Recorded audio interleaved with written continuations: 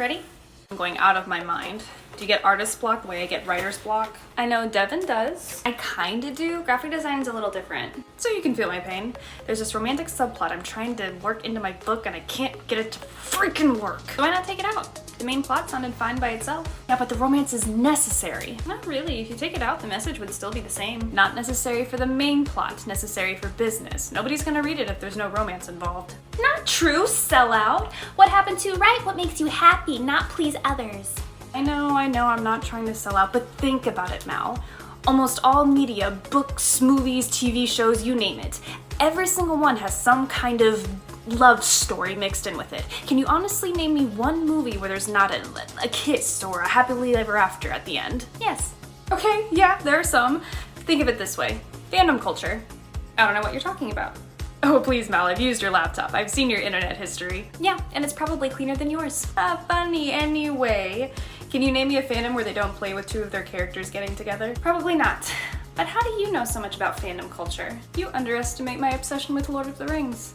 But you see my point. It's not necessary to have a romance, but it does help. I still think your plot will be fine without it. I really want to stretch myself. I haven't really delved into the romantic side in my writing. Not really.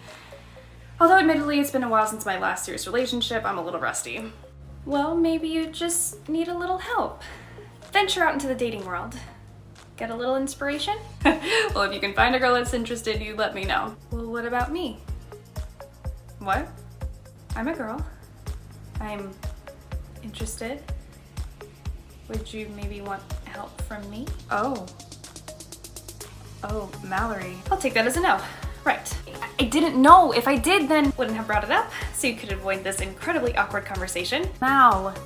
No, you're right. You shouldn't have brought it up, because then you wouldn't be looking at me like that, and I wouldn't be so embarrassed. Wait, you're blaming this on me? No, jeez, I'm not blaming you. I shouldn't have even suggested it, because now you're giving me that look, and I'm embarrassed.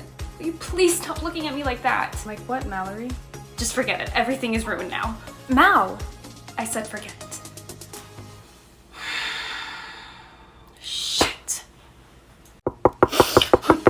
I'm awake.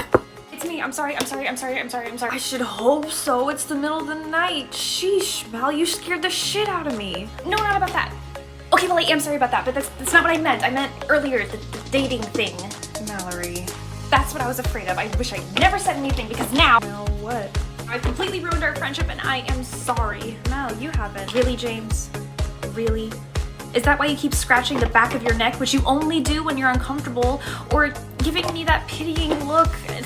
You know, the one that says, oh honey, I'm so sorry. Whoa.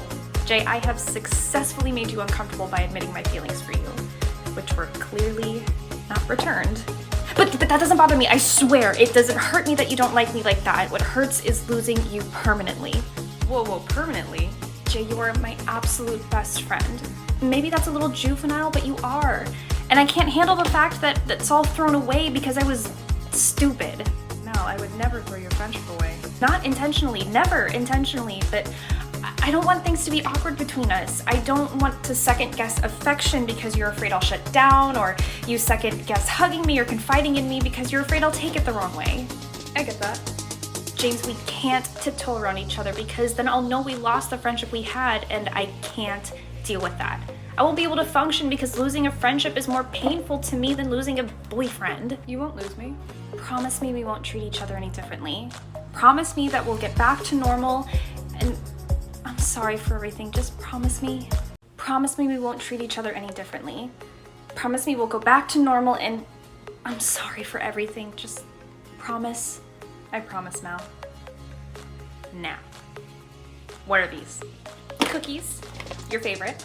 You made me cookies? Not exactly. I started baking in the middle of the night to keep my mind off of things. I came over here spur of the moment as soon as they finished cooling off like half an hour ago. Why were you baking in the middle of the night? Because of earlier? Oh my gosh, this is so good. That too. Mostly because, remember I told you Devin's fiance was coming home from overseas a few days ago? Mm-hmm. Let's just say they took catching up after being apart for 6 months very seriously. And very loudly. So you took to baking? Well, it gives me something to focus on. And besides, I can listen to music without worrying about disrupting. I can't. You just sleep with the headphones in. I doubt the music would even bother them. It would probably amplify it. James, I don't even want to be even remotely involved, and I hate sleeping with earphones, and you know that. Do you know how much bacteria builds in your ear? Anyway, speaking of, can I just crash here? Sure. How long? Just for tonight. You sure? How long is Wes staying with you guys?